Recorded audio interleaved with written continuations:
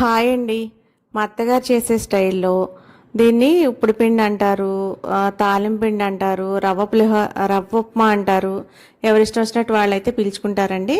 వెనక ఇవే ఎక్కువ చేసుకొని తినేవాళ్ళు అంటండి.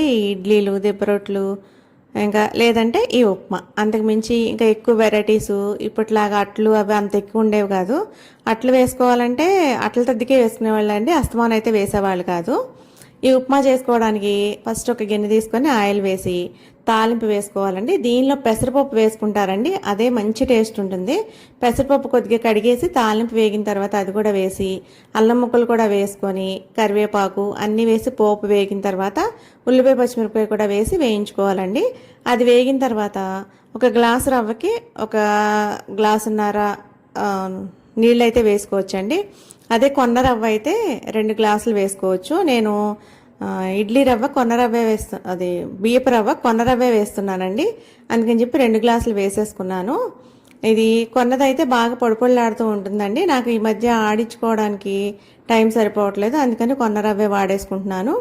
ఇది వేసుకున్న తర్వాత సిమ్లో పెట్టి మూత పెట్టుకొని మగ్గించుకోవాలండి. అసలు ఈ ఉప్మా పొడి పొడిలాడితే అసలు భలే ఉంటుందండి. మా అత్తగారు అయితే ఉల్లిపాయ వేసేవాళ్ళు కాదు. నాకు ఉల్లిపాయ అంటే ఇష్టం, అందుకని చెప్పి నేను ఉల్లిపాయ వేసి అయితే చేసుకుంటూ ఉంటాను. తర్వాత కొద్దిగా కొత్తిమీర ఉంది ఇంట్లో అని చెప్పి వేసా, లేకపోయినా పర్వాలేదండి, వేయకపోయినా చాలా బాగుంటుంది. ఈ ఉప్మాని ఆవకాయ పచ్చడితో తింటే అసలు భలే ఉంటుందండి. ఇదిగో చూడండి, ఇలా నొక్కుని చూసుకుంటే పలుకు లేకుండా ఉండాలి, అప్పుడు కట్టేసుకోవచ్చు.